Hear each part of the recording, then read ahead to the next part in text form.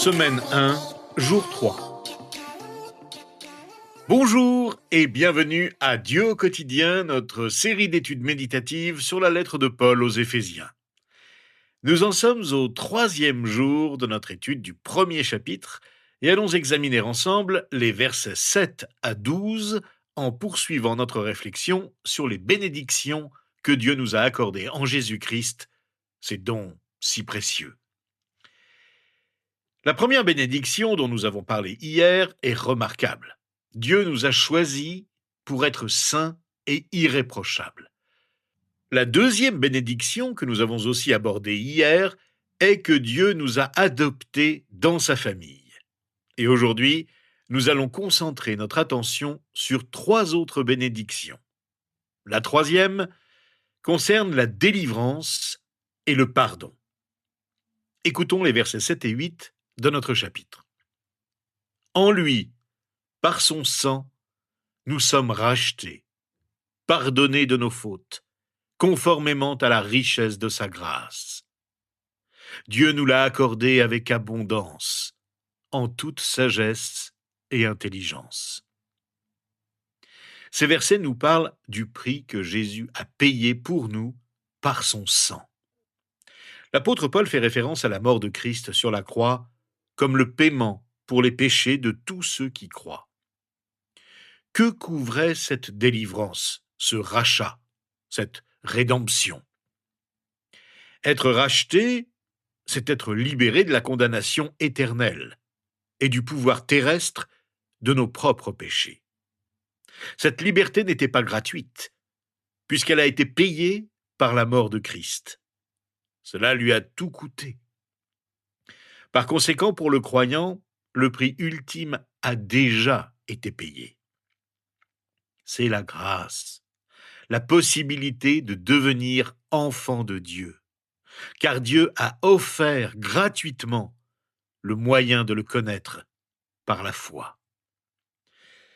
La grâce de Dieu est mentionnée en référence à l'argent, soulignant ainsi sa valeur inestimable.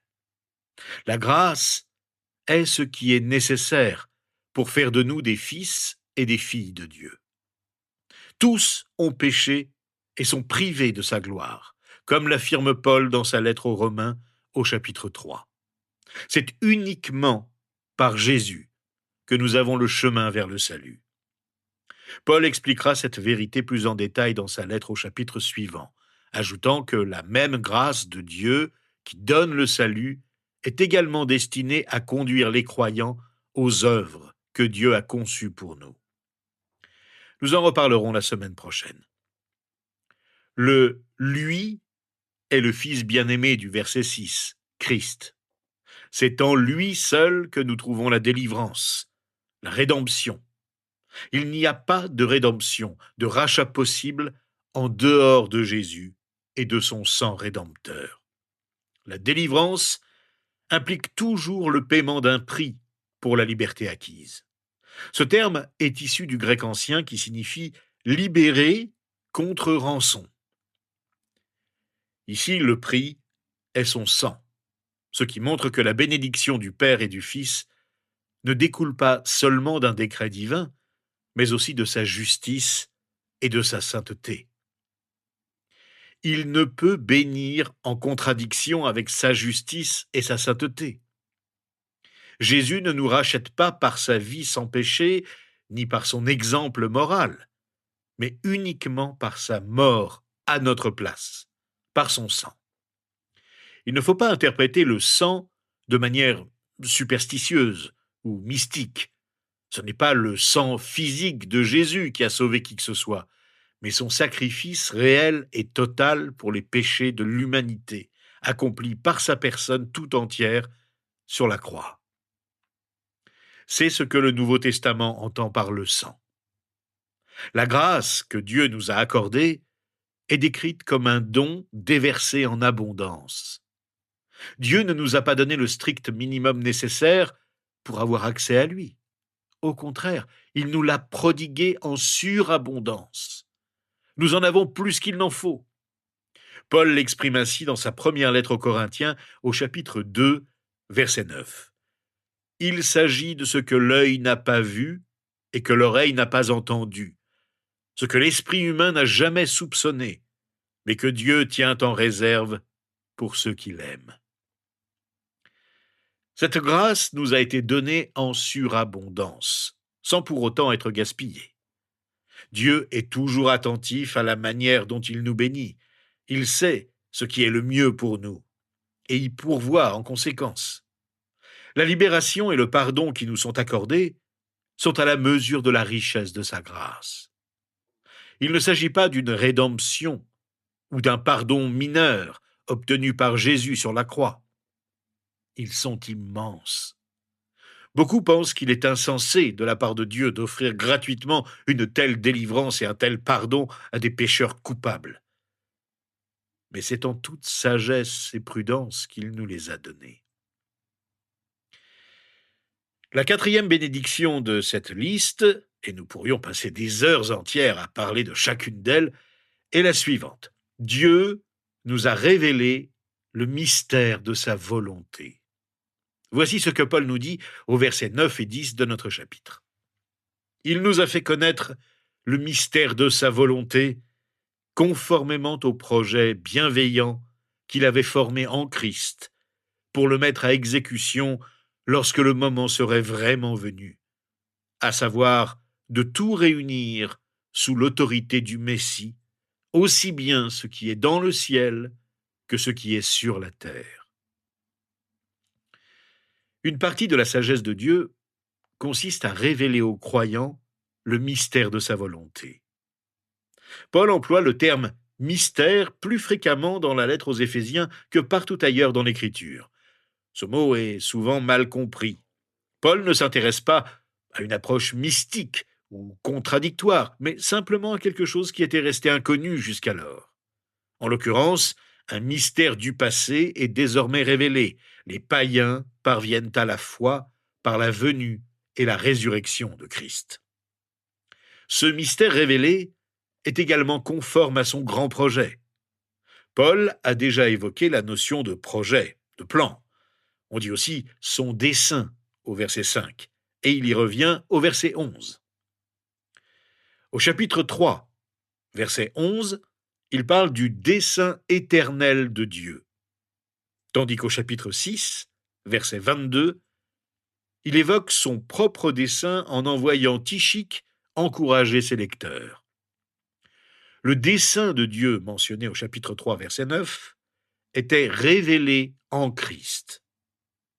Il ne relevait ni de la création humaine, ni de la sagesse humaine.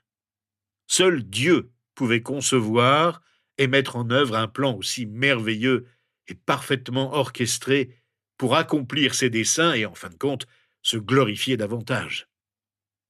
Ce mystère est l'événement culminant de toute l'histoire.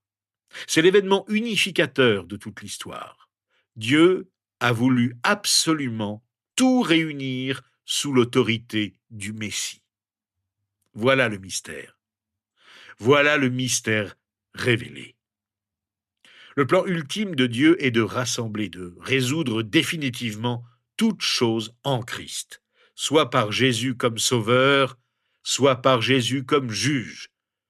Cela se réalisera en la plénitude des temps.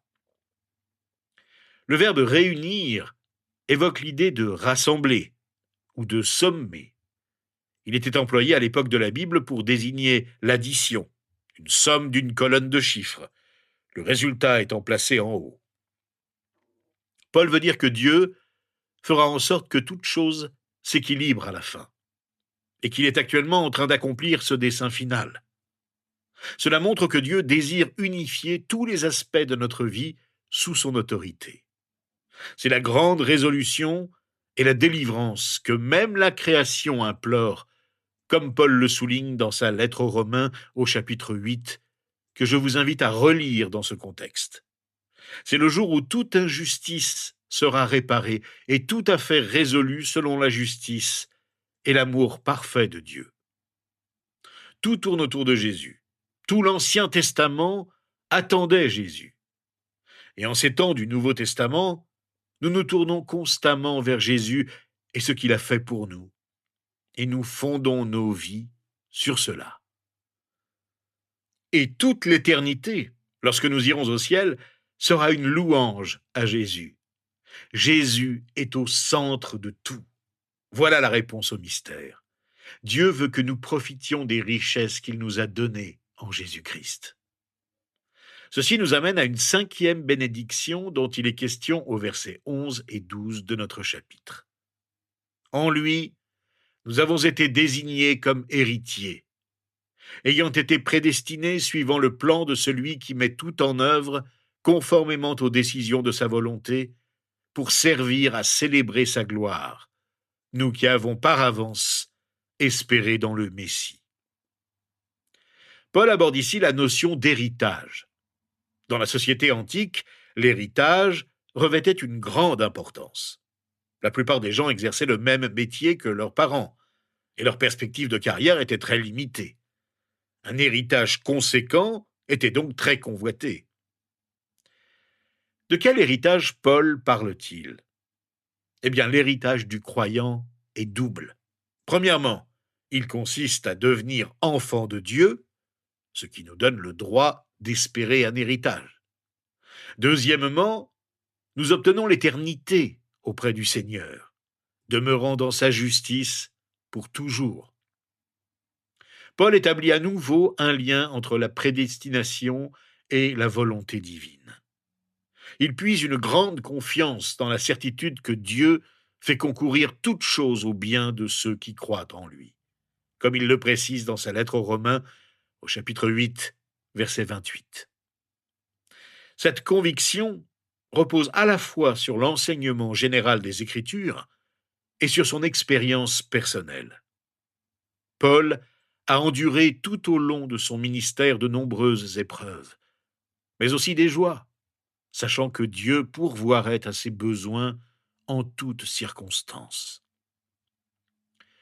Paul poursuit son exposé sur la gloire de Dieu en faisant une référence intéressante au fait d'être les premiers à espérer en Christ. Il considérait sa vie et celle des chrétiens d'Éphèse comme étant parmi les premières d'une longue lignée de croyants. Cela se vérifie à deux égards. Premièrement, le peuple juif a été le premier à accepter l'évangile de Jésus-Christ. Cela s'est produit selon la volonté de Dieu, pour sa gloire, comme le verset 11 le souligne. De plus, cela a permis la diffusion de l'évangile parmi les non-juifs. Deuxièmement, les Éphésiens comptaient parmi les premiers croyants non-juifs du ministère de Paul, comme nous le découvrons dans le livre des Actes au chapitre 18. Ceci aussi visait à glorifier Dieu. L'intention de Paul est ici de souligner que ce sont les Juifs qui, les premiers, ont accepté l'Évangile conformément au plan de Dieu et pour sa gloire. Malheureusement, la plupart d'Israël a rejeté Jésus comme Messie. De ce fait, l'Évangile s'est répandu parmi les non-juifs, qui partagent désormais le même héritage. Pour les croyants, Jésus n'est pas un juge, mais celui en qui nous avons un héritage. Les croyants sont prédestinés à cela selon les décisions de sa volonté. Encore une fois, les raisons de son choix résident en lui et non en nous. Lorsque nous plaçons toute notre confiance en lui, nous répondons librement à son appel. Nous observons trois aspects du plan de Dieu qui interagissent. Il commence par son dessein, puis se manifeste par les décisions de sa volonté, et enfin se réalise par son œuvre. Dieu a conçu son plan avec soin, selon un dessein éternel, après avoir consulté les membres de la Trinité, et il agit ensuite avec une sagesse infinie. Notre Dieu est un Dieu qui non seulement veut, mais qui agit, et qui agit selon sa volonté. L'expression « mettre tout en œuvre » et le mot « décision » désignent une planification et une organisation délibérée, dans lesquelles les moyens d'accomplir la volonté sont envisagés et mis en œuvre. Le dessein de Dieu en tout cela est que ceux qui ont mis leur confiance en Christ vivent pour la louange de sa gloire. Le but ultime du plan de Dieu est de le glorifier. D'ailleurs, faisons-le maintenant. Prenons un instant pour prier ensemble. Notre Dieu et notre Père, nous te remercions de nous avoir choisis, nous qui ne le méritions pas. Merci d'avoir donné ta vie pour nous sur la croix et de nous avoir montré la profondeur de ton amour. Aujourd'hui, nous prions pour choisir de t'aimer en retour, de répondre à ton amour et de vivre dans la lumière de cet amour sans jamais le renier ou nous en détourner. Si nous t'aimons et avons une totale confiance en toi, c'est parce que tu nous as donné la foi et que tu nous as comblés par ta grâce. Seigneur, aujourd'hui, nous savons que personne ne nous aimera plus que toi. Nous savons qu'il n'y a pas de plus grande richesse dans nos vies que celle que tu nous as donnée. Alors, au lieu de courir après d'autres richesses ou d'espérer qu'un autre amour puisse nous satisfaire, aide-nous à commencer par toi et à fonder tout ce que nous faisons, tout ce que nous disons, tout ce que nous pensons sur toi, sur ce que tu es et ce que tu fais pour nous. Nous te prions ainsi au nom de Jésus. Amen. Rejoignez-nous demain. Nous allons examiner les 2 dernières richesses incroyables que Dieu nous a données par Jésus-Christ.